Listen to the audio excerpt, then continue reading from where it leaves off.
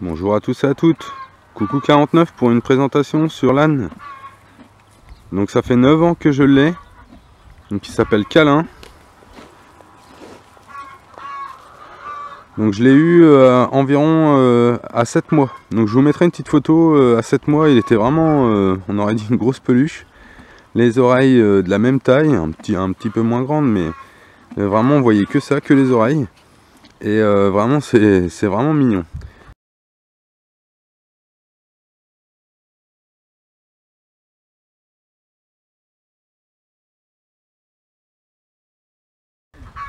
Donc du coup Câlin, c'était la propriétaire qui l'avait appelé comme ça.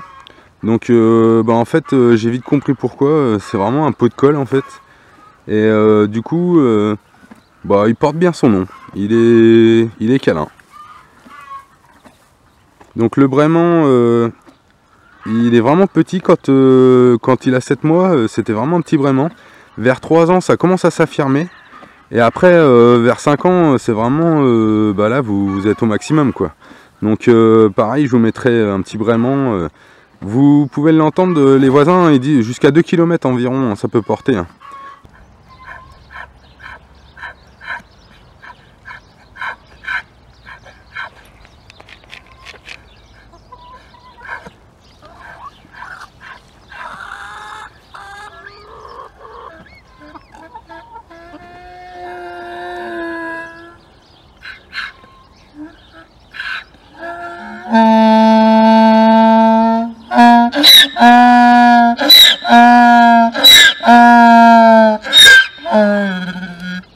Donc faut vraiment être bien avec les voisins.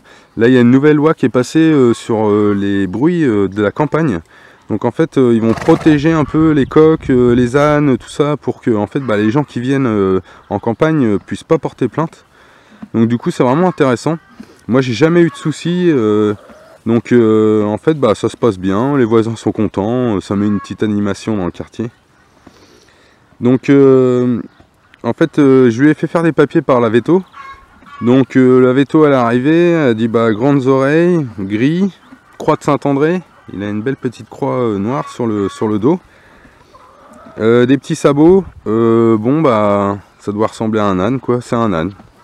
Donc du coup les parents n'ont pas de papier, donc en fait il n'y a que lui qui a des papiers, donc il est un parent inconnu en fait. Donc ça ça me dérangeait pas du tout, c'était juste vraiment pour l'âne quoi en fait.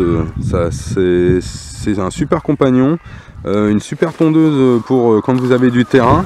Et puis en même temps avec la chèvre ils s'entendent bien, donc du coup tout le monde est un peu content quoi, et puis ça se passe très bien.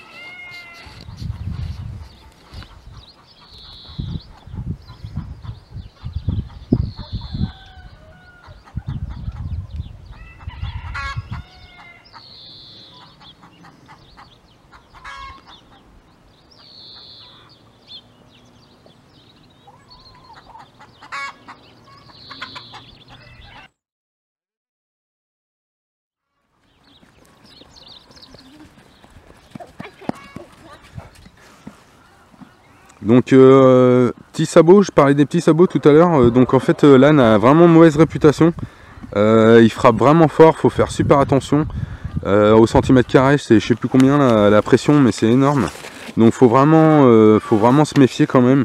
Nous a jamais tapé ni rien, il a jamais essayé, mais des fois on le voit mettre des petits coups de cul, donc faut faire attention quand même. Donc moi il me mord, il essaye toujours de me mordre. Que en fait comme le petit en fait non il mord pas, les gens qui viennent le caresser pareil, il a pas ce truc là. Donc je pense qu'en fait quand il était petit je lui donnais des petits bouts de carottes et tout, et en fait il était tout le temps en train de fouiner dans mes mains. Donc c'est vrai que c'est pas facile parce que c'est mignon, on lui donne un petit quartier de pomme, on lui donne une petite carotte, c'est sympa, mais en fait faut faire attention parce qu'après il veut toujours fouiner dans les mains. Donc c'est bien et pas bien, faudrait lui donner dans une gamelle. Mais il le fait pas aux enfants, donc ça me dérange pas plus que ça. Moi je me méfie et puis en fait c'est un petit jeu quoi.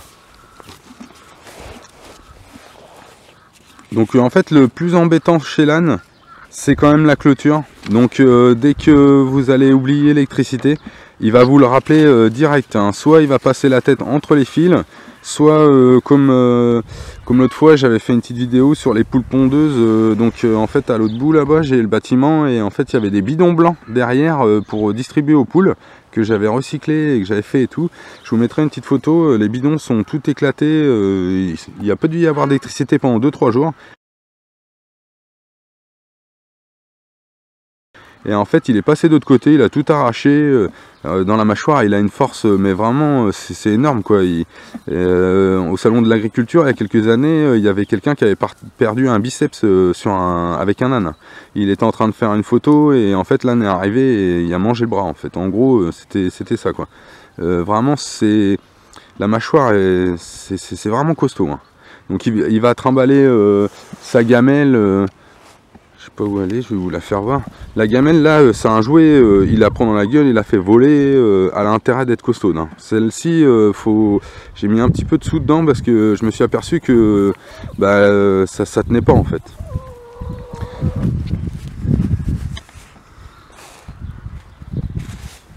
Donc c'était un peu tout sur la présentation de l'âne. En fait aussi, là, vous voyez, il est en train de manger du foin. Donc on est en début de printemps, donc il n'y a pas beaucoup d'herbes, la repousse commence vraiment tout juste.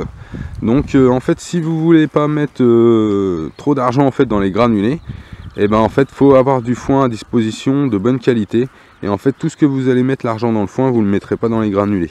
Après lui, je l'utilise pas du tout, je l'attelle pas, je lui fais pas faire d'efforts. Donc après tous ceux qui ont des chevaux qui commencent à faire un petit peu pas de la compétition, mais des randonnées, un petit peu d'attelage, un petit peu de tout ça, faut augmenter la ration en fait. Faut suivre par rapport à ce que vous lui donnez, et puis même par rapport à la taille qu'il est. Là il a son poil d'hiver, on voit quand même un bon petit bidou, mais quand l'été il est en poil le poil lisse quoi, quand le poil est tout parti, et en fait on voit que en fait il est bien, on lui voit pas les côtes, donc c'est impeccable. C'était une petite présentation sur l'âne câlin. Merci à tous.